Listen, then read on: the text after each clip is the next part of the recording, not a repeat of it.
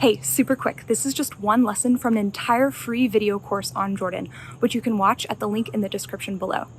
I'm here in what's known as the Valley of the Moon, Wadi Rum.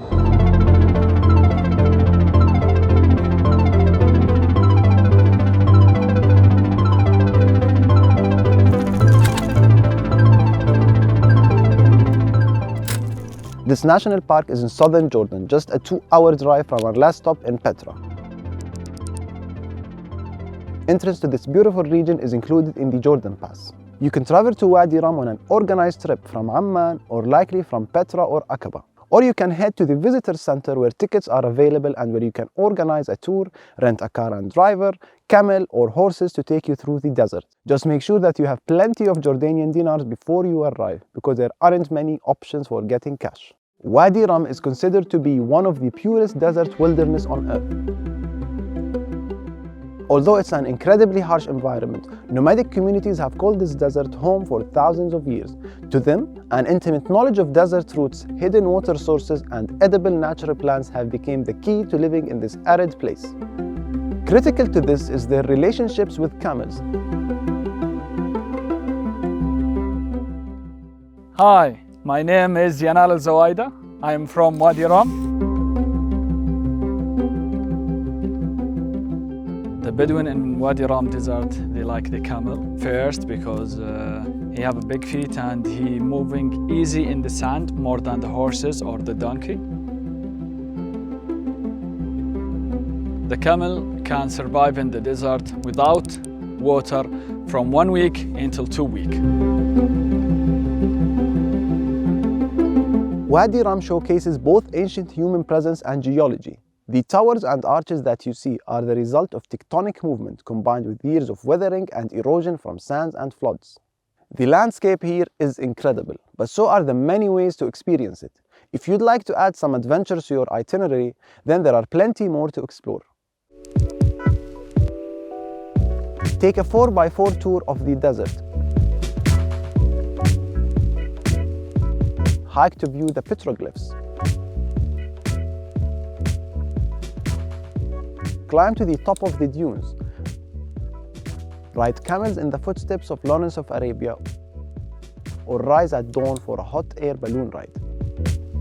While in Wadi Rum, there are a number of ways you can interact more with the Bedouin community. For example, you can have a traditional zarb dinner like this, where the meat is grilled in the ground.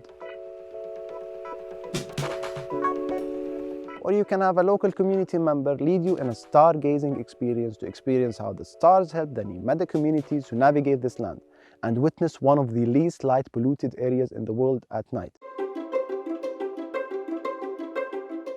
My name is Fakhri. I work at Rum Sky. We basically introduce tourists to the night sky here in Wadi Rum.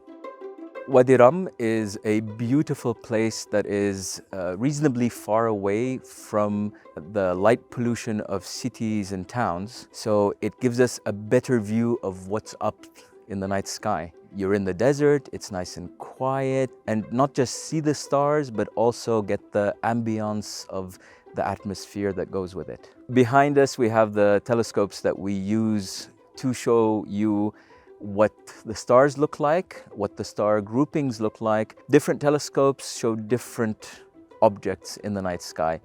Generally, what we feel is the nicest thing to look at on each specific night. One of the reasons Wadi Rum is a nice place to see the stars is generally we have good weather for it. Unlike a lot of places like in Europe or in the US where they're plagued by clouds, for us, we have, I believe it's over 85% of the year where we have clear skies. So the probability that you will be able to see what you came to see is much higher. The stars above us, unfortunately, are less known to people than in older days.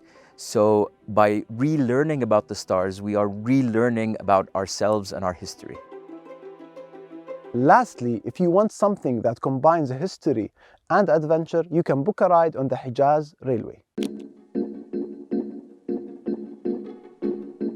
Originally running between Damascus and Medina, this railway was an Ottoman Empire project. In the midst of the Arab revolt, Lawrence of Arabia knew the Hijaz Railway was a weak point in Ottoman defense and led an attack at Abu Na'am station, taking 30 prisoners and inflicting 70 casualties. This attack cut off the Ottoman ability to send supplies to their northern armies in Jordan and Turkey. Combined with Lawrence's successful capture of Aqaba in 1917, this destruction of trade routes led to the decline of Ottoman rule and enabled the victories of the Arab Revolt. You can now experience this significant event in the Arab Revolt here in Jordan. Visitors start by boarding a train as a part of the Ottoman Empire, heading to reclaim a fortress that has fallen to the Arab forces.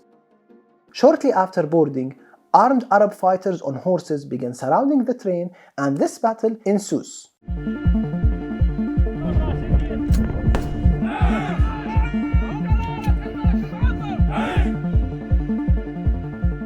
This exciting train experience is included within your Jordan Pass.